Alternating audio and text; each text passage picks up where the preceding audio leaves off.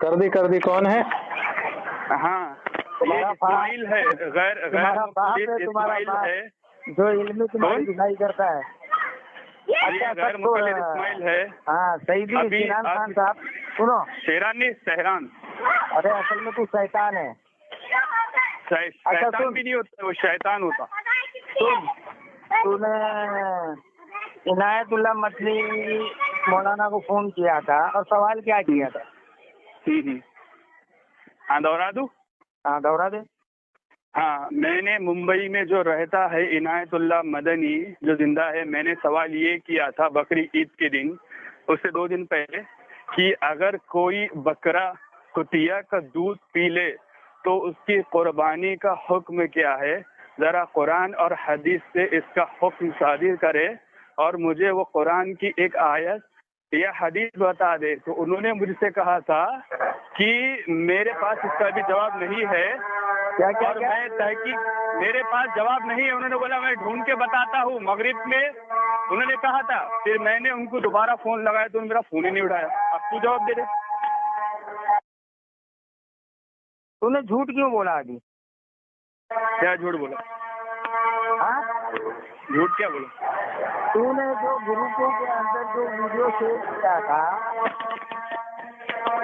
Hello, सुन रहा है ना मेरी बात? हाँ, सुन रहा हूँ। मेरे को भी मौका देगा तू, जिस तरह से मैं तेरी बात सुन रहा हूँ। तूने ग्रुपों के अंदर जो वीडियो शेयर किया था उसके अंदर तेरे सवाल सुनने के बाद में मौलाना ने कहा कि मैं कहीं पर बिजी हूँ, मसरूफ हूँ, बिजी हूँ, मैं बाद में आधे घंटे के बाद फोन करना, मैं जवाब दूंगा। और तूने जो अभी बयान किया कि मौलाना ने कहा कि मुझे इसका इल्म नहीं है, मुझे इसका जवाब नहीं मालूम है, तूने ये झूठ क्यों बोला? और दूसरी बात, तूने वीडियो के ऊपर टाइटल लगाया इनायतुल्लाह गैर मुकल्लिद जो है सवाल से घबरा गया, जबकि वहां पर मौलाना ने तेरे सवाल सुनने के बाद ये कहा कि मैं अभी कहीं ऐसी जगह पे खड़ा हूँ, बिजी हूँ, मैं आप जो है आधे घंटे के बाद या थोड़ा टाइम के बाद मुझे फोन करिए, मैं आपसे बात करूंगा। हो गई तेरी बात? हाँ, बोल। तेरी बात होगी।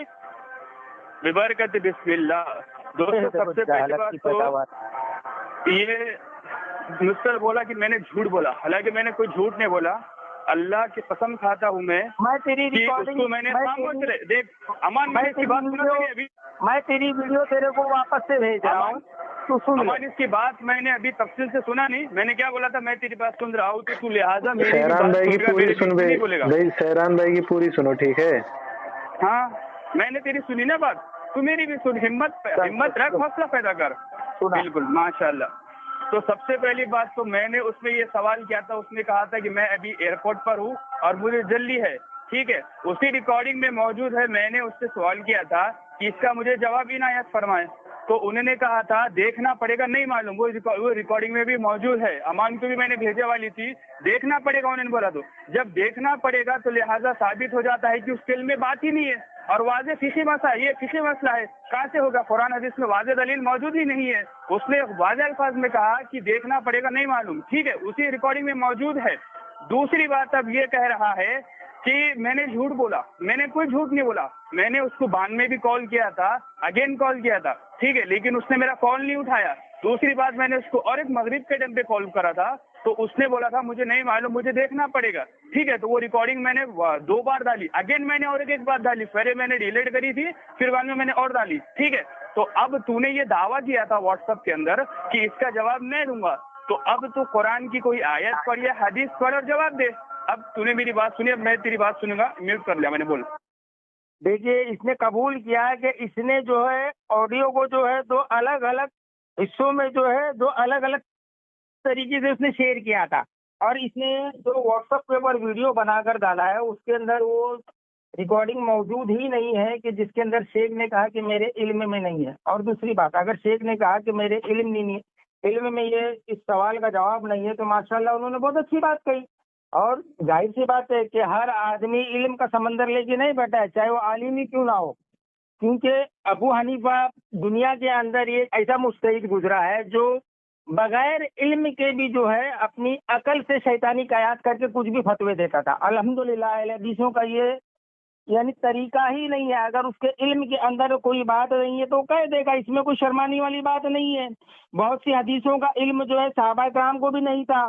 جیسے ایک حدیث میں اس کا ریفرنس بعد میں دے دوں گا, اس کا مفہوم بتا دیتا ہوں کہ حضرت عمر رضی اللہ تعالیٰ عنہ کے دروازے پر ایک شخص آیا, 3 مرتبہ جو ہے اس نے سلام کر جو ہے گھر میں داخل ہونے کی اجازت چاہا, لیکن اندر سے کوئی جواب نہیں آیا تو وہ واپس ہو گیا. حضرت عمر باہر آ کے پوچھے کہ کون تھے, کہ بولے فلاں شخص تھے. تو بولے واپس کیوں گئے, کہ بولے وہ چلے گئے. تو پھر اس صحابی سے ملاقات کرنے کے بعد حضرت عمر نے پوچھا کہ آپ واپس کیوں گئے؟ تو انہوں نے کہا کہ اللہ کے نبی نے فرمایا کہ کسی کے گھر جاؤ تو 3 مرتبہ سلام کر کے اجازت طلب کرو, اگر آپ کو کوئی جواب نہ ملے تو آپ واپس ہو جاؤ.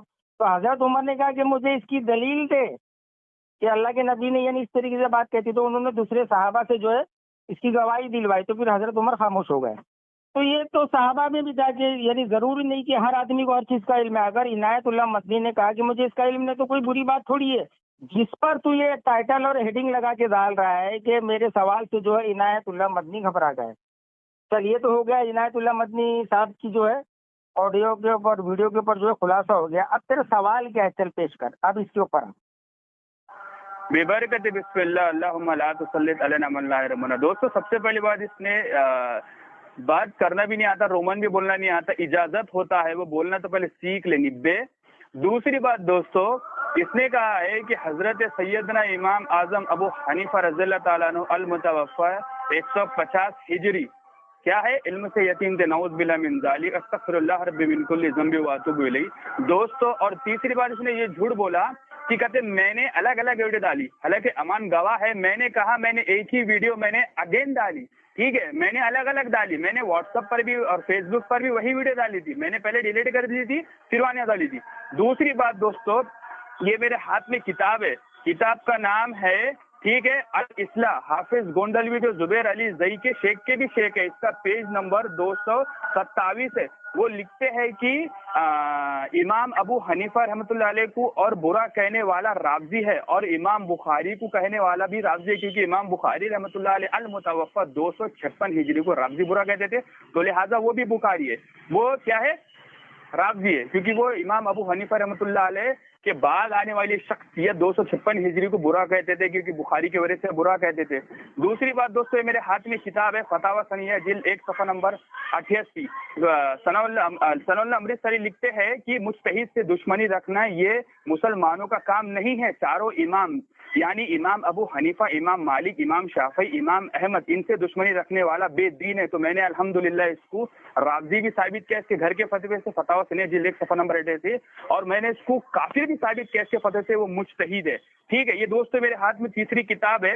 کتاب کا نام ہے فتاوی نظریہ جلد 1 صفحہ نمبر 529, وہابیوں کے شیخ الاسلام علامہ نذیر حسین دہلوی المتوفی 1320 ہجری لکھتے ہیں کہ امام ابو حنیفہ کے آگے امام اعظم. تو پتہ چلا کہ اگر یہاں سے 30 سال پہلے اگر آپ ان کی کتابوں کو اٹھا کے دیکھا جائے گا تو یہ امام ابو حنیفہ رحمۃ اللہ علیہ کے شان مبارک میں ادب اور احترام کے الفاظ لکھتے تھے اور کفر کے فتوے دیتے تھے.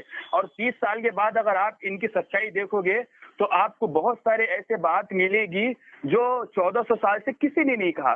چوتھی بات دوستو, اب میں نے جو کہا تھا کہ جھوٹ واضح کر دیا نا میں نے کہ میں نے ریکارڈنگ ڈالی, ایک ہی ریکارڈنگ اگین ڈالی. تیسری بات دوستو, مجھے کہتا ہے کہ حضرت عمر رضی اللہ تعالیٰ عنہ کا واقعہ بتا رہا ہے, جب تک کہ کوئی بھی حدیث اصول مناظرہ رشیدیہ شرح پیج نمبر 46 پہ واضح الفاظ میں لکھا ہوا ہے, جب تک حوالہ جو ہوگا ٹھیک ہے وہ حوالہ دیا جائے گا, اور حوالے کے پہلے جو بھی بات ہوتی ہے وہ غیر معتبر حوالہ مانا جاتا ہے. ٹھیک ہے, علامہ جرجانی رحمۃ اللہ علیہ جو مناظر رشیدیہ متن جنہوں نے لکھا ہے.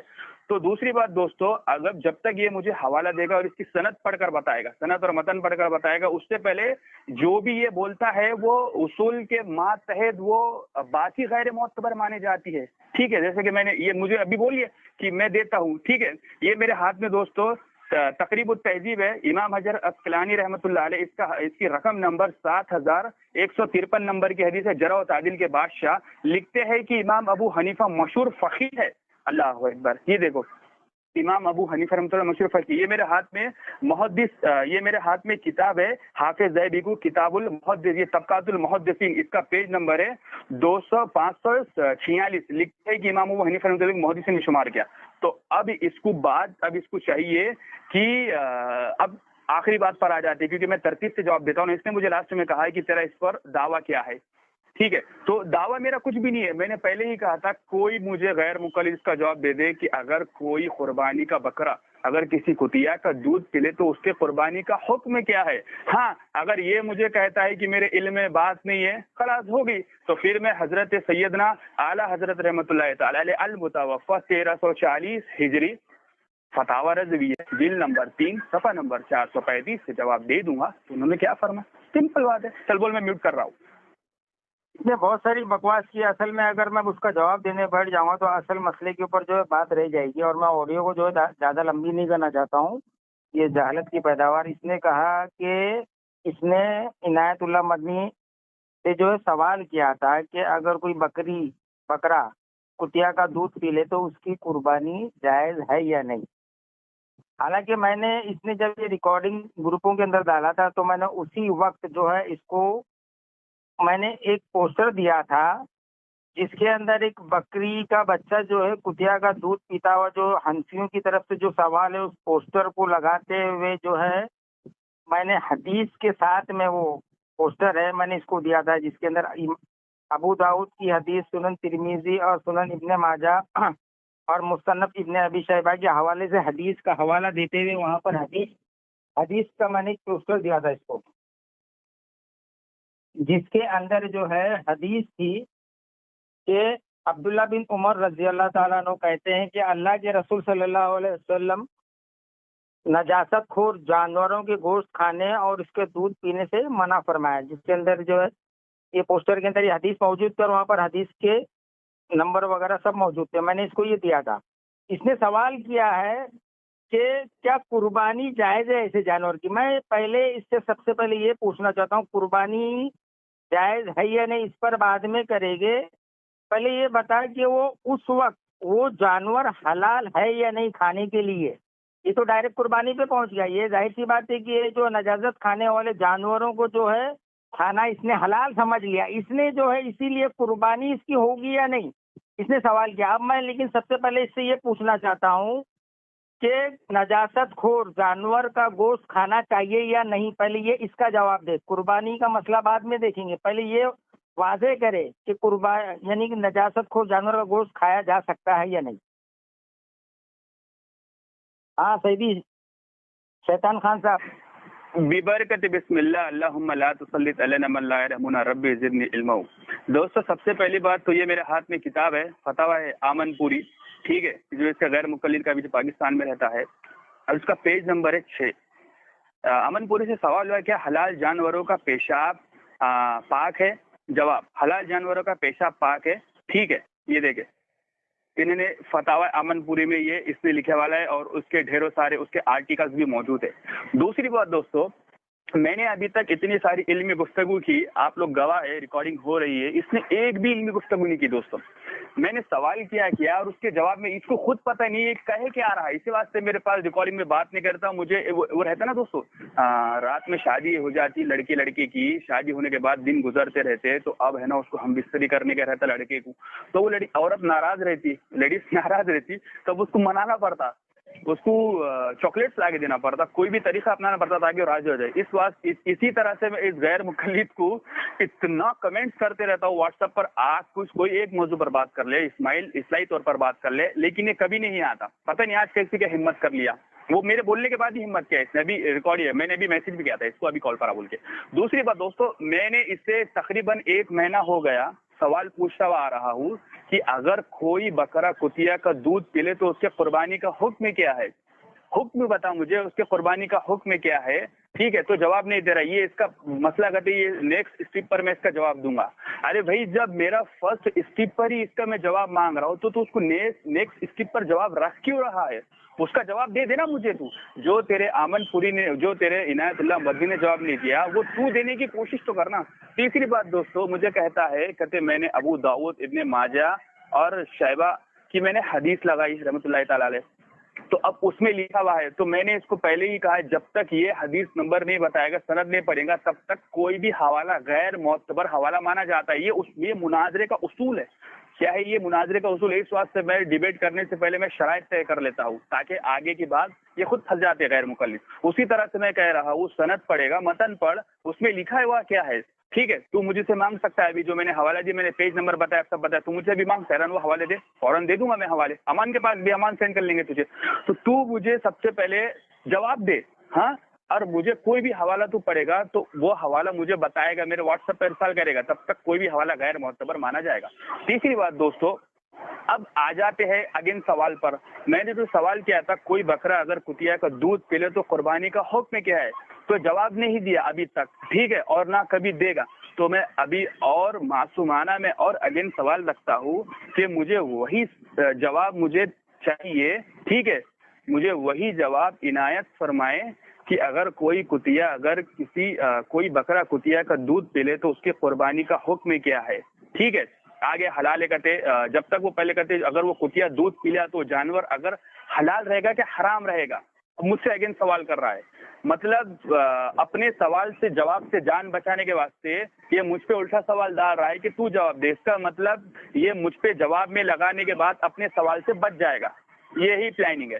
تو اب میں اور اگین کہتا ہوں کہ مجھے اسماعیل وہ مجھے جواب دے دے کہ اس کی قربانی ہوگی یا نہیں ہوگی. ٹھیک ہے، اگر ہوگی تو ظاہر سی بات ہے جانور حلال ہے، اس کا دماغ میں بات نہیں جا رہی. اگر نہیں ہوگی، جو بھی فتویٰ دے گا یہ قرآن حدیث سے، تو ظاہر سی بات ہے حرام ہے. تو خود اس کو پتہ نہیں کہ کہہ کیا رہا ہے. میں میوٹ کر لیا. ہو گیا تیرا بھوکنا اتنا. دیکھیے سعیدی، میں نے وہ پوری حدیث ابو داؤد کی جو میں نے تیرے کو پوسٹر دیا تھا اس کے اندر حدیث کا نمبر بھی موجود تھا. جو تیری آنکھوں کے اندر جو ابو حنیفہ کی تقلید کا جو چشمہ لگا ہوا ہے، جو تیرے کو نظر نہیں آیا، اب میں نے تیرے واپس سے پرسنل کے اندر ہے نا وہ حدیث حدثنا عثمان بن ابی شیبہ کے حوالے سے پوری سند کے ساتھ میں نے تیرے کو عربی متن اور اردو ترجمے کے ساتھ میں نے تیرے کو حدیث بھیج دیا ہوں ابو داؤد کی. دیکھیے پھر یہ اس کی جہالت دیکھ لیے. تو میں نے اس سے پوچھا کہ قربانی تو بعد میں سند پڑھی، متن پڑھی. میں نے تیرے کو بھیج دیا پورا سند متن کے ساتھ میں پورا بھیج دیا. حدثنا عثمان بن ابی شیبہ کی سند شروع ہے اور میں نے پوری حدیث بھیج دیا ہوں. حضرت ابن عمر رضی اللہ تعالیٰ عنہ سے روایت ہے کہ رسول اللہ صلی اللہ علیہ وسلم نے نجاست کو جانور کھانے اور متن کا ترجمہ ہی پڑھ رہا ہوں، متن کا ترجمہ ہی پڑھ رہا ہوں، متن کا ترجمہ ہی پڑھ رہا ہوں. میں سند اور متن پڑھیے، متن کا ترجمہ ہی پڑھ رہا ہوں. تو سند اور متن پڑھیے. جب تیرے کو عادل نے کہا تو قرآن کی کوئی ایک آیت یا سورت پڑھ کے سنا، تو نے پڑھا تھا الہاکم التکاثر، تو تو نے پڑھا تھا الہاکم التکاثر. سن اب تیرے پورے سوال کا میں جواب دے رہا ہوں، بیچ میں ٹوک رہا ہے.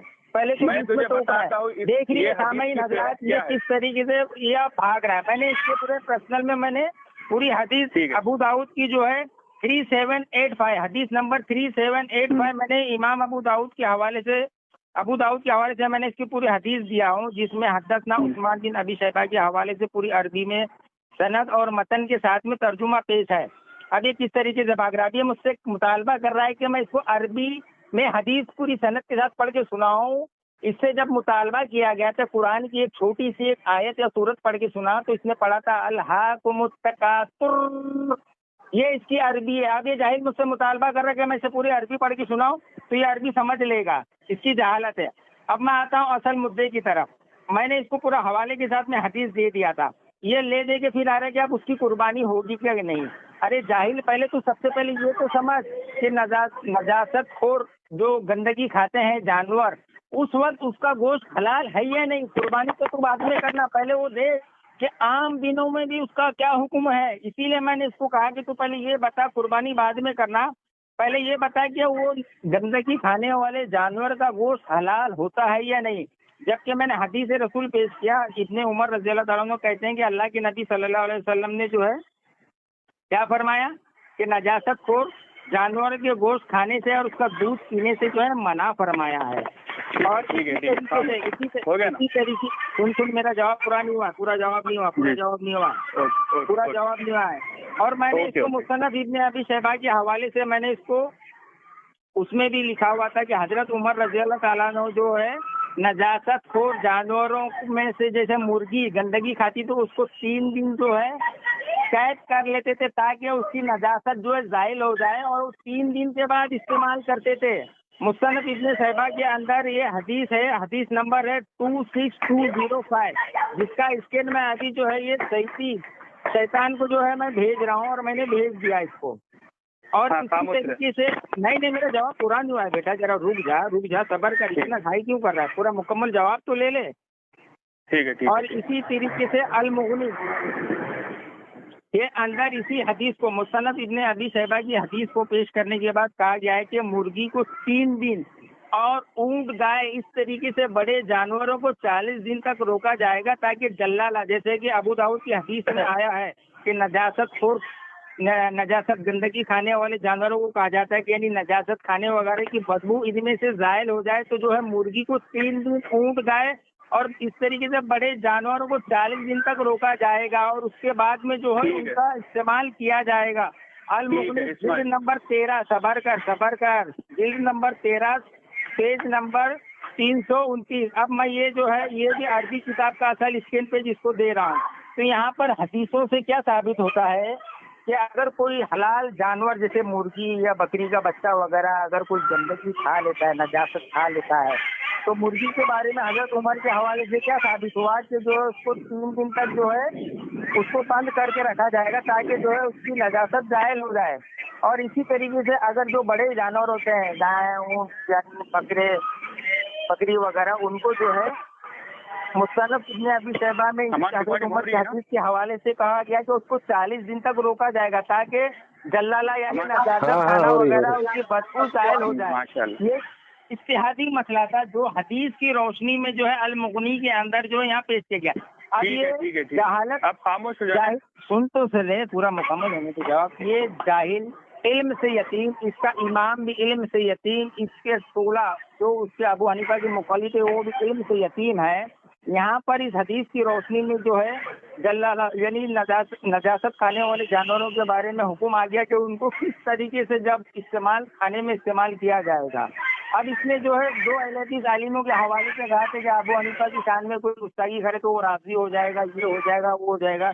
तो मैं इसको ये कहता हूँ कि तूने आपको 2 अहले आलिमों ने कहा, तो क्या उनको उस बात को पत्थर की लकीर क्या रसूल मान लिया कि किसी के ऊपर तो जो है कुफ्र का फतवा लगाया? मुहद्दिसीन की एक बड़ी जमात ने जो है इमाम अबू हनीफा के ऊपर कसरत से जरा दी है, उसको झूठा कहा है, दीन का दुश्मन कहा है, बदबख्त कहा है, हदीस कुरान के इल्म से यकीन कहा है। इसीलिए तो असलाफ ने जो है उस वक्त के असहाबुल हदीस के मुकाबले में अबू हनीफा को अहलुल राय कहा, क्योंकि ये कुरान और हदीस से नहीं, राय से जो है यानी पूरा दीन समझता था ये अपनी राय से।